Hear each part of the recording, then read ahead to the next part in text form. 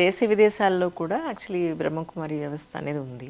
అవునండి. ఇంత పెద్ద వ్యవస్థ ఎలా మెయింటైన్ అవుతోంది? ఎందుకంటే చాలామంది ఇక్కడే ఉంటున్నారు, షెల్టర్ ఇక్కడే, తిండి ఇక్కడే, ఈ మెయింటెనెన్స్ అంతా, ఈ వ్యవస్థ అంతా ఎలా నడుస్తుంది ఇన్ ఆల్ ఆస్పెక్ట్స్?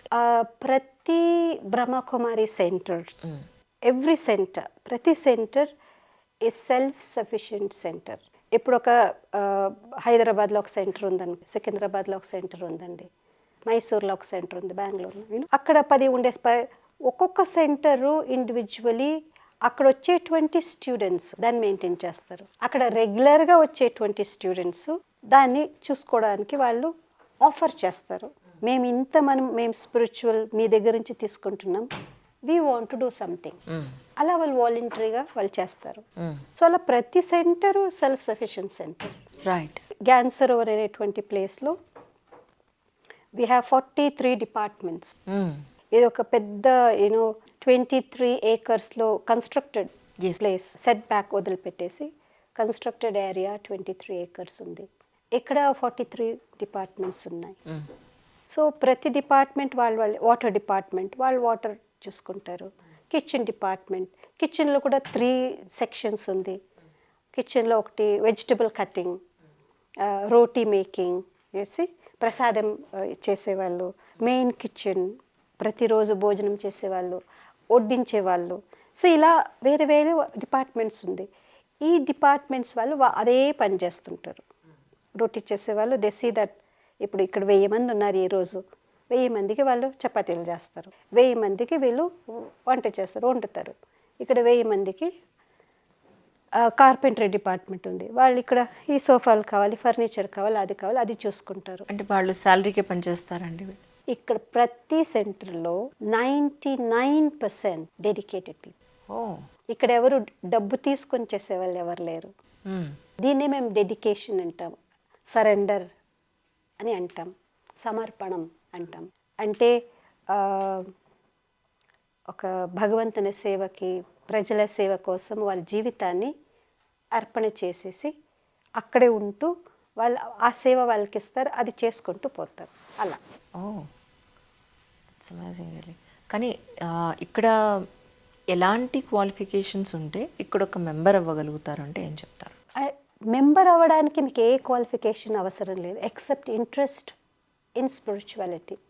నా జీవితాన్ని నేను ఉన్నతంగా చేసుకునాలి అనే ఒక ఇంట్రెస్ట్ ఉండే క్వాలిఫికేషన్ తప్ప, నా జీవితం మీద నాకు ఇంట్రెస్ట్ ఉండాలి, మంచిగా చేసుకునాలి అనేటువంటి ఇంట్రెస్ట్ ఉండాలి. ఇదే పెద్ద క్వాలిఫికేషన్. చదువు ఇది మనసుకు సంబంధించింది కదండి, మనసుకు సంబంధించింది. దానికి నా మనసుని నేనే అర్థం చేసుకోగలవు. దీనికి క్వాలిఫికేషన్ ఏం కావాలి? ఇప్పుడు మీరున్నారు, అవునండి, వెల్ ఎడ్యుకేటెడ్, మీరు ఎక్కడ బయట ఉద్యోగం చేయట్లేదు, జస్ట్ ఇక్కడే డివోటెడ్గా ఇక్కడే ఉంటున్నారు. వచ్చిన వాళ్ళందరికీ ఎంత మంచి చెప్పాలో అంత మంచి చెప్తూ ఉన్నారు. అవునండి. ఇంకా ఎండ్ ఆఫ్ ది డే వరకు, ఎండ్ ఆఫ్ ది లైఫ్ వరకు కూడా షెల్టర్ ఇదే, ఇక్కడే మీ ఈ జీవన విధానంలోనే జీవితాన్ని గడుపుతూ మంచి చెప్తూ స్ప్రెడ్ చేస్తూ ఉంటారు. అంతే అంతే. అవును, నేను క్వశ్చన్ అడగచ్చా? అడగండి.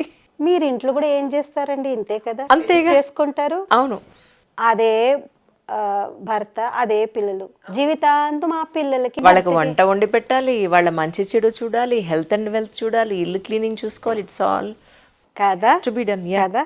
ఇప్పుడు ఇది ఇంత పెద్ద ఒక క్యాంపస్ ఉంది కనుక ఇన్ని డిపార్ట్మెంట్స్ ఉన్నాయి. కానీ బయట సెంటర్స్ ఉన్నాయి కదండి, ఇక్కడ ఒక 2 మెంబర్స్ 3 మెంబర్స్ అంతే ఉంటారు. కరెక్ట్. సో వాళ్ళు మీరు చెప్పారు కదా, అవన్నీ వాళ్ళు అక్కడ చూసుకునాలి.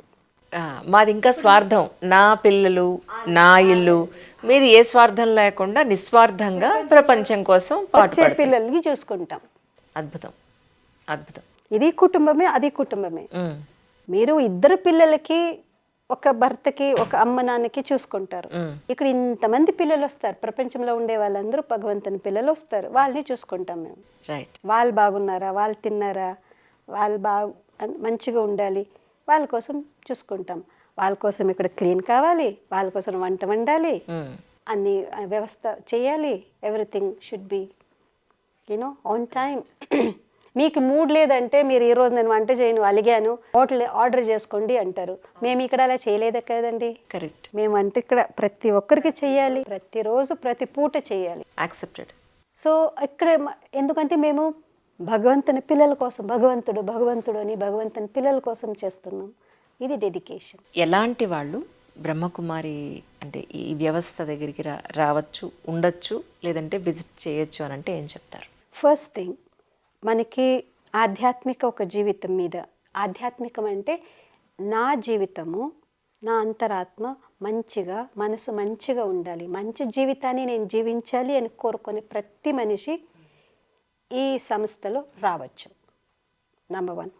కంటిన్యూస్గా ఒక 2 years మినిమం దీన్ని బాగా వాళ్ళు చూసి చదివి నేర్చుకున్న తర్వాత వాళ్ళకి నేను ఇందులోనే నా జీవితం, మొత్తం జీవితం ఇందులోనే నేను అర్పణ చేయాలి, ఇలాంటి జీవితమే నేను ఎప్పటికీ జీవించాలి, దీనికోసమే నేను ఒక సరెండర్ డెడికేట్ కావాలి అనేటువంటి ఉండేవాళ్ళు వాళ్ళ ఇంట్లో అమ్మ నాన్న వాళ్ళ భర్త హూఎవర్ వాళ్ళ పర్మిషన్తో ఇక్కడ వచ్చి ఉండొచ్చు.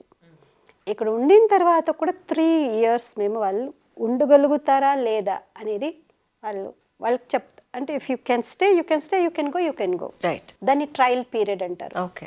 ఆ ట్రయల్ పీరియడ్లో 3 years ఉంటారు. దాని తర్వాత కూడా వాళ్ళు ఉండగలిగితే దే కెన్ స్టే. ఓకే. పరివారంలో ఉంటారు, ఇప్పుడు భార్య భర్తలు ఉన్నారు, వాళ్ళిద్దరూ హాయిగా రావచ్చు పోవచ్చు, పిల్లల సమేతంగా రావచ్చు, 1 గంట సేపు కూర్చొని మంచి మాటలు వినుకొని మెడిటేషన్ చేసుకొని హ్యాపీగా వాళ్ళ ఇంట్లో కూడా ఒక మంచి వాతావరణాన్ని క్రియేట్ చేసుకోవడానికి ప్రతిరోజు రావచ్చు, నేర్చుకొని పోవచ్చు. ఎలాంటి బట్టలు రావచ్చు, నగలు వేసుకొని రావచ్చు, కలర్ డ్రెస్లో రావచ్చు, నో ప్రాబ్లం. ఒకవేళ భార్య ఇందులో రావాలి అంటే భర్తను వదిలిపెట్టి రావాలి, భార్యను వదిలిపెట్టి రావాలి, అది తప్పు. పిల్లల్ని ఆల్రెడీ మీరు ఒక జీవితాన్ని తీసుకున్న తర్వాత దాన్ని వదిలిపెట్టి రావడం పొరపాటు. కరెక్ట్. మీ మీద ఏ రెస్పాన్సిబిలిటీస్ లేదు, మీ ఇంట్లో అందరి పర్మిషన్ ఉంది, మీకు ఈ జీవితంలో ఇంట్రెస్ట్ ఉంది అంటే అది వేరే సంగతి. చాలా సంతోషం అండి. మీ టైం ఎక్కువ తీసుకుంటే క్షమించాలి. బట్ కానీ ఇక్కడికి వచ్చిన తర్వాత నేను ఒక్కొక్కళ్ళని పలకరిస్తూ ఉంటే ఎక్కడెక్కడి నుంచో ఇతర రాష్ట్రాల నుంచి, ఇతర భాషల వాళ్ళు, దేశ విదేశాల నుంచి వచ్చిన వాళ్ళంతా కూడా చాలా శాంత చిత్తులతోటి వాళ్ళ మైండ్లో కానీ, వాళ్ళ కళ్ళలో కానీ, మాటలో కానీ, బాడీ లాంగ్వేజ్లో కానీ పరుషంగా కూడా మాట్లాడలేనంత సాత్వికంగా వాళ్ళు జీవన విధానం ఉంది ఇక్కడంతా. అద్భుతం. Thank you so much really. ఎంతో రాసిపెట్టుంటే కానీ ఇలాంటి ప్లేస్కి రాలేము. చాలా సంతోషం.